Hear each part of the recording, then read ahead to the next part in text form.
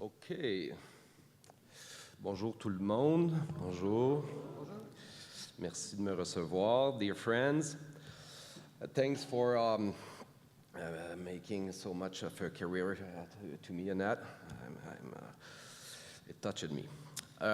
As Annette says, I'm the Secretary-Treasurer of SEPB COPE and the Executive Director of SEPB Quebec, the other part of the two big regions in Canada, where Region 1, Region 2, Laurie Mayhew is there as a representative, and Region 3, which is the Prairie, and we have Preston over there.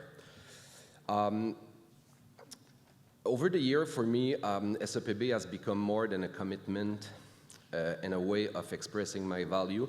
It has become the family I want to be with. This is my third MoveUP Convention. I was there in 2018, 2021. Who was there in 2018, by the way? So you all familiar to me. So it is truly an honor and a real pleasure to be with you again, my friend. Though this year I didn't come alone. I have the honor of having by my side the president of SEPB Quebec, Loïc Breton, my brother in arms, my friend. Some people identify us as the SEPB twins.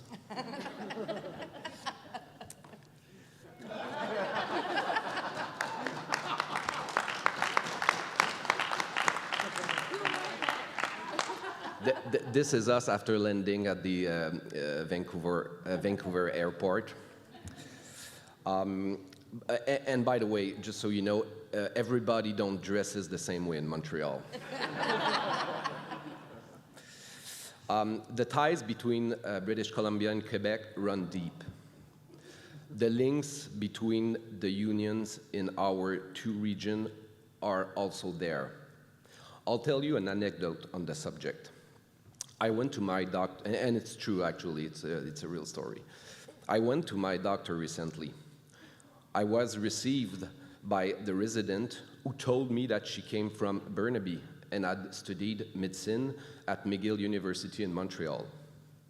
I then mentioned to her that when I was a teenager, several of my friends took the opposite route and went to study or work in British Columbia. She told me that many young people come to Quebec to do the same thing these days. We then emphasized that the ties between our region were deep and that the relationship between Quebec and British Columbia is unique in Canada. Then we had a moment of silence where we looked into each other's eyes as if we both wanted to say something. The resident finally broke the silence and said with a smile on her face, "No one wants to go to Ontario." Sorry, Laurie. On a more serious note, COPE SEPB draws its strength from the bond that unites all the regions, the four of them. It is also under the leadership of all its regions that we have built an original and unique national union in recent years. I'm not a fan of superlatives, but I have to admit that the structure of our national union is extraordinary. We do things like no one else in Canada. I want to share a thought on it and then talk to you about the upcoming convention. I have held various responsibilities at the national executive level since 2016. I started as legal counsel to the national president, who was then David Black. I advised him for 3 years, but still I don't remember him taking any of my advice during the entire period.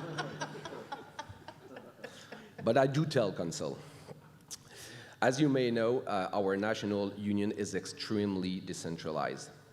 Our union has no employees, and the function of the management are carried out on a part-time basis.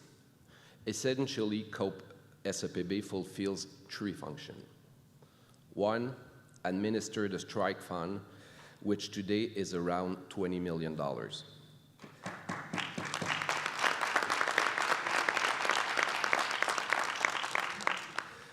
We ensure compliance of the local constitution to the national one. And 3, the more exciting part, receiving disciplinary complaints. I have always said that in this regard, and I said it in 2021, in this regard, our national union is boring. The action is actually in the region. That said, and surprisingly, it is at the level of the values that our national union has stood out over the last 3 years. Following a catastrophic convention in Gatineau in 2019, the national executive pulled itself together and took a bold step.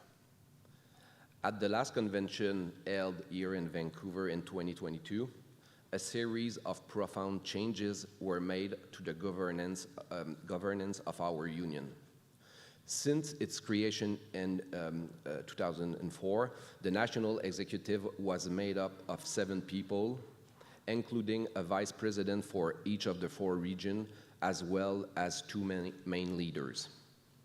In 2022, we established a unique formula which provides that each of the 4 regions is represented by 2 vice presidents, at least one of whom is not a cis-man. The introduction of this formula has ensured that we work within an equal, diverse, and inclusive executive. An executive committee that reflects our membership. This executive obviously takes care of the historic responsibility of our union, but also manage an equity education fund for the region with $1 million when it was created. More than half of this amount has been spent to date, and we have funded dozens of education projects on IDE, as you know, equity, diversity, and inclusion topics. I must point out a very important fact. The initial idea for this structure came out from Annette Toth, our national president and your newly elected president of MoveUP. It was she who, in the fall of 2021, during our regular meeting, laid the foundation of what has today become the more progressive union in Canada, at least in its structure and as well in its value. And I underline these words. When drafting the article for the new structure, we studied the constitution of other national unions. And I'm telling you, no one has a union this inclusive.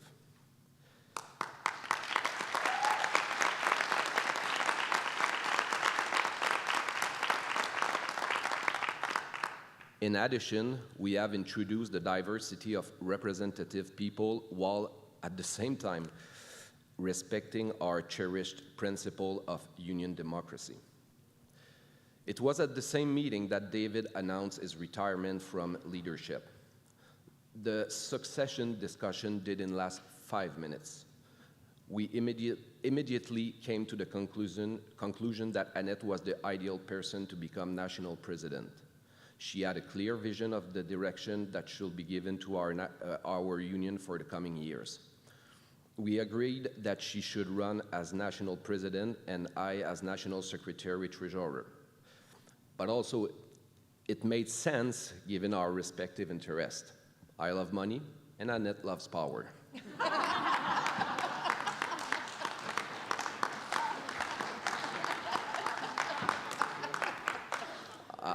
I feel that you agreed on the last word I just said. I think everybody would carry it. This little historical reminder now leads us to the next convention, which will be held next year from June 2 to 6 in Winnipeg. Preparations are underway, and the theme has already been decided, building on our success. This theme was chosen precisely because of the issues that will be before us. What challenges will we take on? As I said, we have a unique and exceptional organization. It's good. But this beautiful structure is of no use if we do not give it challenges to meet. Cost of living, the widening social and economic divide between the rich and the poor, homelessness, or the dematerialization of work are all areas that we are able to address from a modern and progressive perspective. Also on the menu, what are we going to do with our equity education program? End it, send it to the region, repeat it.